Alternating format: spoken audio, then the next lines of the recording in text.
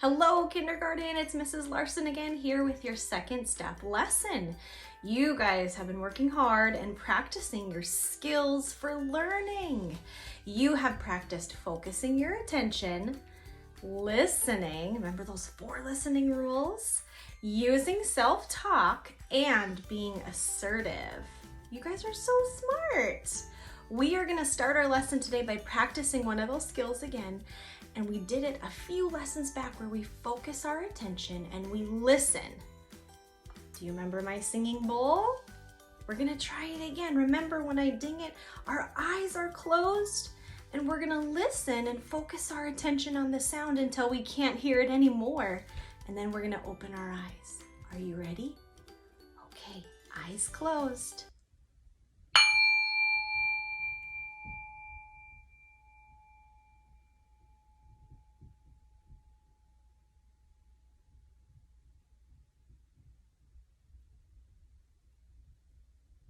Job.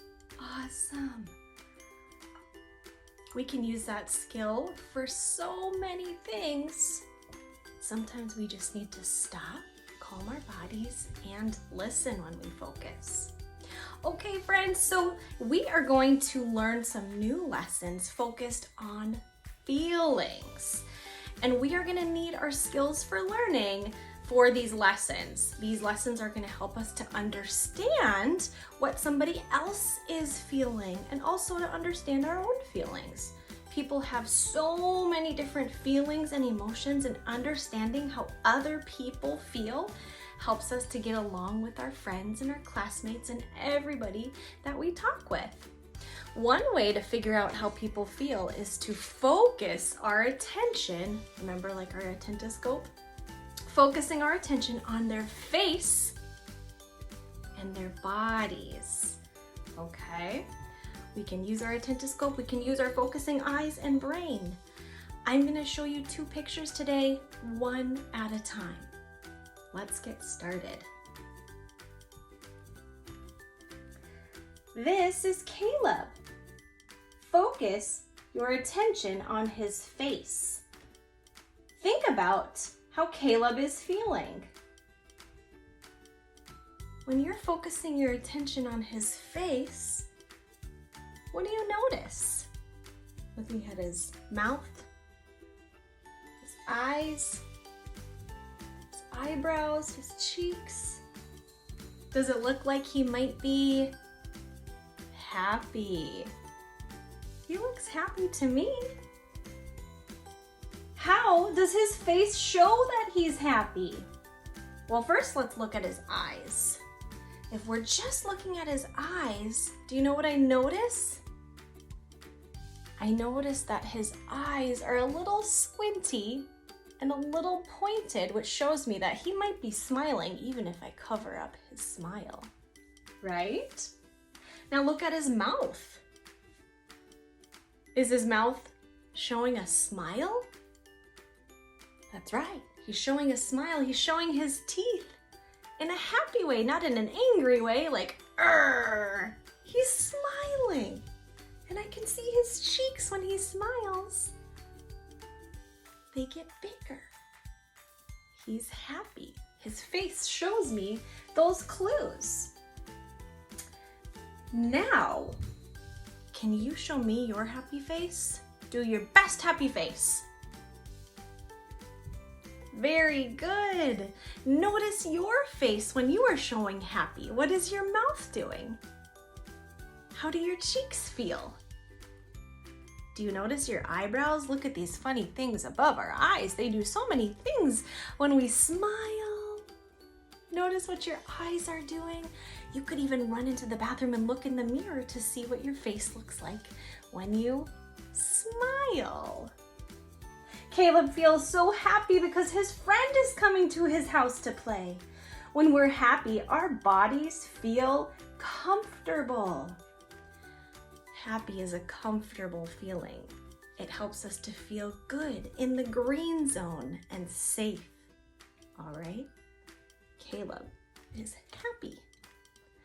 I have another picture to show you.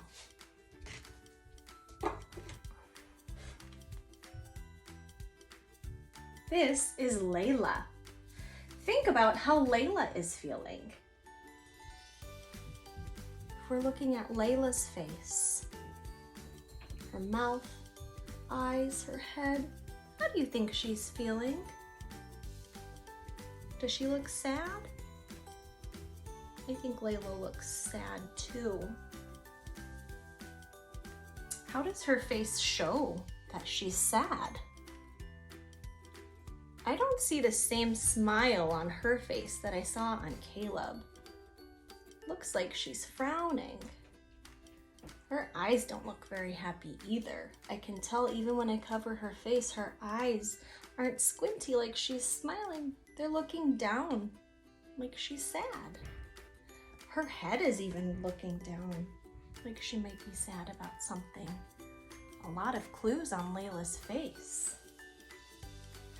Her mouth is turned down. She's not crying, but sometimes when people are sad, they do cry.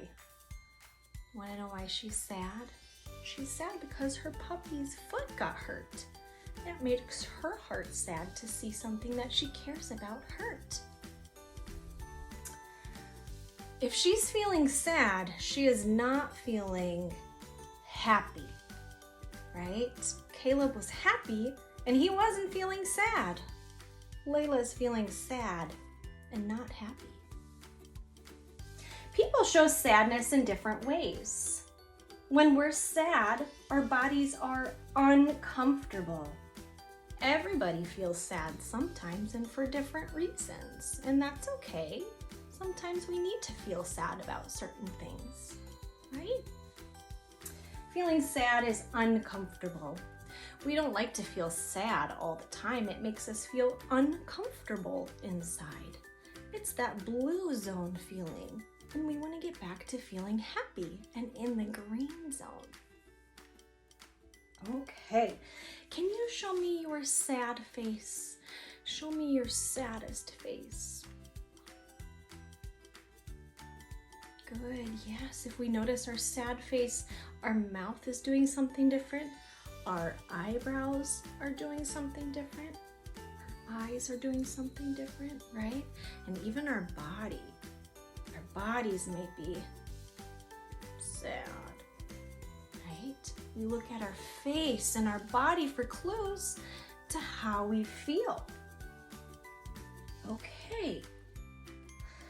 So today we learned about 2 different feelings.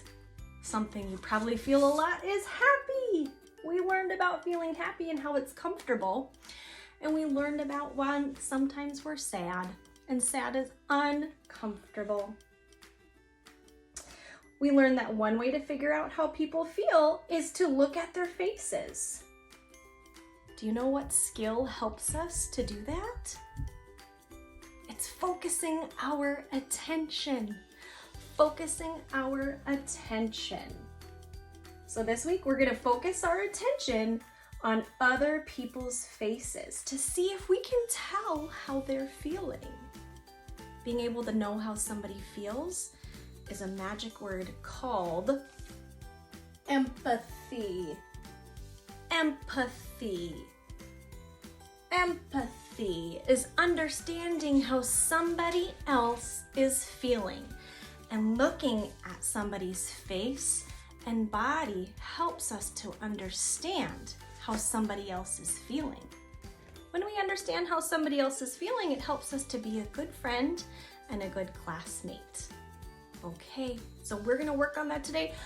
Look at people's faces and their bodies for clues of how they feel. It might be somebody at home or in your neighborhood or at the grocery store or wherever you may see people. Look at their body, their face, and their clues. Now here's kind of a tricky thing, friends. I know you've probably noticed a lot of people wearing masks. And when we wear a mask, it covers up a really big part of our face, and it can be hard to understand how people feel if we can't see part of their face. But we can still look at what? Eyes. And what else? Eyebrows. And what else? Bodies. right? You can tell how my body might be feeling depending on how it looks. We'll have some more time to practice this because I know it's kind of weird to see people with masks on and trying to guess how they might feel. We'll have some time to practice that, but we can always look at clues in their eyes, eyebrows, bodies, and how they're talking as well. Okay, kindergarten, we are gonna learn more about feelings next week, but until then, have a great week. Bye.